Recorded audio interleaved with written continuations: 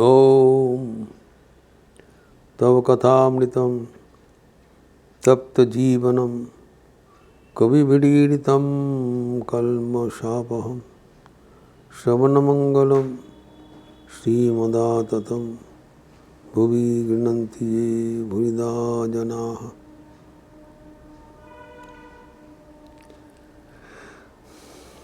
तितिक्षा के साधन के बारे में हम लोग चर्चा कर रहे थे। समाधि षट संपत्ति के अंतर्गत ये चतुर्थ साधन है। शम दम उपरिति के पश्चात तितिक्षा। तितिक्षा को एक अर्थ हम लोग देखे हैं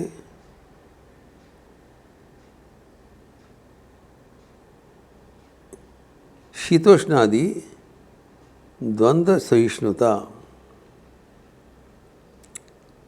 the forbearance of the pairs of opposites,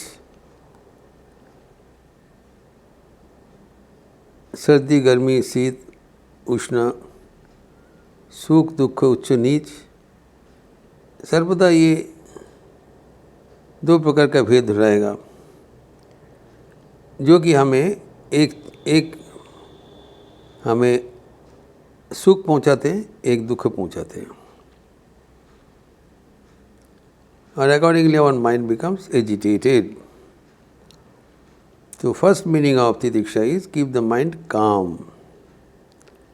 कोई भी परिस्थिति में विचलित नहीं होना। This is the central message कि अपने विचार पर स्थिर अथच दृढ़ पदक्षेप होना चाहिए और ऐसी करने से मन शांत हो जाएगा। यह अर्थ रहा कि जो भी परिस्थिति हुए उसमें विचलित नहीं होना, शांत रहना, एक अर्थ हो गया। दूसरा एक अर्थ है तितिक्षा के मतलब है सर्व प्रकार का दुख सहिष्णुता। जो दुख है ये प्यार से ऑपोजिट नहीं बताया, सुख दुख नहीं बताया, उसके भी अर्थ भी वैलिड है। यहाँ पर जब हमें कुछ ऐसी अवस्था को सामना करना पड़ते हैं जिसमें आप दुखी बन जाता है, इसको दुख कहलाते हैं, पीड़ा देता है। तो जब सर्व प्रकार का दुख में जो वो सहन लेते हैं उसमें कोई नाराज़गी व्यक्त नहीं करते हैं, सज्जता हम लोग सभी करते हैं। तो यहाँ पर शंकराचार्य कहते हैं एक दूसरा अर्थ से विवेक चूड़ामणि ग्रंथ में 24वां श्लोक में इसको व्याख्यान किया, जो तितिक्षा का एक ऑथेंटिक जो अर्थ माना जाता है। और पहले जो बोल रहे थे तितिक्षा वो पौराणिक है, but authentic form on our understanding and fogged by our, supported by our scriptures. तो हमारे जो स्क्रिप्चर्स है, हमारे जो शास्त्र है, वो भी इसके अनुसार ही नाना प्रकार का व्याख्यान दिया है। तो शंकराचार्य के विवेक चूड़ामणि ग्रंथ में जो 24वां श्लोक है नंबर 24, उसमें आचार्य कहते हैं सहनम सर्व दुखानाम अप्रतीकारपूर्वकम चिंता विलाप रहितम सा तितिक्षा निगद्यते। एक compact and all comprehensive meaning Shankaracharya ने दिया है। तो ये प्रथम कहलाते हैं सहनम, सहन लेना, प्रतिवाद नहीं करना। हम लोग तो सहनते हैं लेकिन हम दुखी होकर उसको एक्सेप्ट करते हैं। फर्स्ट रिएक्शन हमारा जो है कि ये ठीक नहीं होगा, हम क्यों दुख में हैं, what are our deficiencies, what are our bad lucks, उसके बारे में हम लोग झेलते रहते हैं। तो कोई भी प्रकार का दुख में अचल चल रहना, शांत रहना, स्थिर रहना, ये तितिक्षा का अंतर्गत है। और इसमें हम लोग तो कोई भी परिस्थिति में तो सहन करना ही पड़ता है, चाहे या ना चाहे। और इसमें जो बताया सहनम सर्व दुखानाम, सर्व प्रकार का दुख है जो जिसको कहलाता है त्रिताप। 3 प्रकार का दुख हमारे सामने होते, सबके सामने मुकाबला करना पड़ता है। सहनम सर्व दुखानाम बताया ना। तो कौन कौन दुखों को उल्लेखित हुआ है? दुख 3 प्रकार, एक आध्यात्मिक, एक आदि भौतिक और एक आदि दैविक। आध्यात्मिक अर्थात शरीर एवं मन का जो बीमारियाँ, उनको जो सहनशीलता, उनके सह्य करके जाना, ये बहुत ही एक महत्वपूर्ण साधन है। तो सर्व प्रकार का साधन में, दुख में प्रथम है आध्यात्मिक। शारीरिक असंगति, शारीरिक अस्वास्थ्य, मानसिक अस्वास्थ्य, मानसिक शिक्षा का अभाव, तो नाना प्रकार का मिला के जो दुख होता है उसको आध्यात्मिक दुख कहलाता है। दूसरा है आदि दैविक। आदि दैविक का मतलब है जो माना जाता है कि कोई डिवाइन वो लक्ष्य सी होता है। जब हमारे आदि जो दैविक जो बात हो रहा है, आदि दैविक का मतलब कि जो प्राकृतिक दुर्योग है, बाढ़ आ गया, अतिवृष्टि हुआ, अनावृष्टि हुआ, भूकंप आ गया, जो नेचुरल डिजास्टर्स, प्रकृतिगत असंगति के कारण हमारे जो दुख झेलना पड़ता है, उसी को आदि दैविक कहलाता है। तृतीय है आदि भौतिक।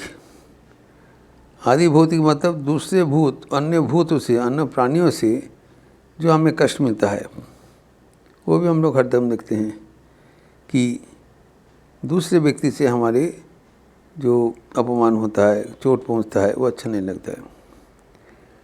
तो ये जो 3 प्रकार का दुख है, एक आध्यात्मिक, आदि दैविक एवं आदि भौतिक, 3 प्रकार का दुख में जो अचंचल रहता है, सहनम सर्व दुखानाम, इसको त्रिताप कहलाता है। त्रिताप से जो अचंचल रहेगा। और भी 2 चीज़ बताया, अप्रतीकारोपूर्वकम, जब भी हमारे सामने कुछ प्रतिकूल अवस्था आते हैं, तब तत्काल हम उसको अनुकूल अवस्था में परिवर्तन करने के लिए प्रयास हो जाते हैं। यहाँ पर क्या कहा गया कि अप्रतीकारोपूर्वकम, उसका मुकाबला करने का आपको समय नहीं है। जो दुख हमारे सामने उपस्थित हुआ है, हम बिना कुछ बाहे, बिना कुछ करे, जो हम उसको सहन लेंगे। अप्रतीकारोपूर्वकम, उसको सुधारने के लिए हम कुछ प्रयास नहीं करेंगे। क्यों सुधारने के लिए क्या करना है हम बताएंगे। और पहले जान लीजिए, उसको सुधारने के लिए कोई प्रयास नहीं करते हुए एवं उसके लिए हमें कराघात करते हुए नहीं करना चाहिए। हमारे कितने मिसफॉर्चून है कि हमारी इतना जो कष्ट मिल रहा है। तो जो कष्ट हमें मिल रहा है वो आध्यात्मिक हो, आदि दैविक हो, आदि भौतिक हो, जो कष्ट मिल रहा है उसको शांत रूप से सहन लेना, इसको तितिक्षा कह रहा है। जो सबसे शीर्ष से बैठे हैं उसके लिए जो हमारे कठिनाइयाँ हैं, मैं सहन करने के लिए तैयार हूँ। तो ये जो हमारे जीवन में चरम शिक्षा है, वो हम अवमान काल से दिख रहे हैं। भगवान को पुकारने से ही दुख का मोचन नहीं होता है। और ये नहीं समझना चाहिए कि भगवान का आप इतना भूख चढ़ाया और उसको आपको दुख मोचन हो जाएगा। नहीं, जो आपको जीवन में दुख का अवसर आया है उसको सकारात्मक सोच से आप में सोना चाहिए कि दुख हमारे लिए लाभदायी है। जो भी दुख हमारे जीवन में है वो हमारे लाभदायी है, उससे हमारा कल्याण ही होगा, उसमें कभी नुकसान नहीं होगा। ये मान लेना चाहिए एवं उसी अनुसार अपने अपने वहाँ पर उपस्थित होना चाहिए। तो ये जो सहनशीलता, दुख का सहनशीलता, ये अत्यंत मार्मिक साधन है। ये सहनशीलता का मतलब है जो परिस्थिति जनित जो दुख हुआ वो क्यों भी उसका वैरायटी हो, आदि भौतिक ही हो, आध्यात्मिक हो और आदि दैवी की हो, कोई भी दरवाजा के पार करके कोई भी दुख हमारे पास पहुंचते हैं तो हमें एक सकारात्मक सोच होना चाहिए। ये जो दुख हमारे लिए आए हैं ये हमारे भलाई के लिए आए। This is the attitude. दुख भगवान का कहा जाता है, दुख भगवान का दया का देन है, ये हमें याद रखना चाहिए। और दुख जब स्वाभाविक रूप से हमारे सामने उपस्थित होते हैं तब हमें गौरव के साथ उसको ग्रहण करके जाना है। तो दुख का जो सहनशीलता, सर्व प्रकार दुख का सहन, उसी को तितिक्षा कर लाएगा। तितिक्षा के महत्वपूर्ण एक अर्थ है जीवन में हजार दुख का मुकाबला करते हुए भी मानसिक शांति, मानसिक स्थैर्य अक्षुण्ण है, बराबर के लिए विराजमान है। कोई भी उसमें कटौती नहीं होता है और जीवन में परिवर्तन आ जाता है। जब हम प्रकृति का माध्यम से जो भी कुछ हो, हमारे जो दुख का अवसर हुआ है, दुख का मुकाबला करना पड़ रहा है, तो ये दुख मुकाबला करना हमारे जीवन में एक परम अवसर है। It's great opportunity to withstand the shocks of nature and be free. तो ये जो उदाहरण, जो आपको डेफिनेशन शंकराचार्य दिया है, ये अत्यंत मार्मिक संज्ञा है कि जो हमारे जीवन में नाना प्रकार का जो परिवेश, नाना प्रकार का व्यक्ति एवं अपना शरीर जो भी कुछ हो, जब भी ये दुख में प्रतीत होए तब हमें सर्वशक्ति नियोग करके उसको मुकाबला करना चाहिए। जब ऐसे हम दुखों का मुकाबला करते हैं, कुछ जो